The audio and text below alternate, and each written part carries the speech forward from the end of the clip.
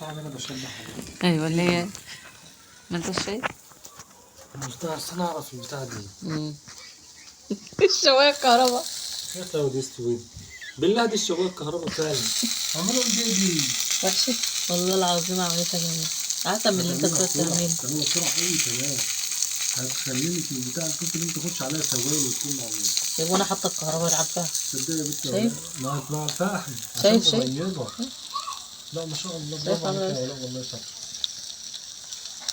طب والله شاطر ومش هتاخد فحم كتير خالص هتاخد فحم قليل. ما رايك؟ شايف؟ جبتها ازاي الفكره دي؟ شايف الصوت ما شاء الله. ايه اللي جاب في دماغك ايه رايك؟ الفحم؟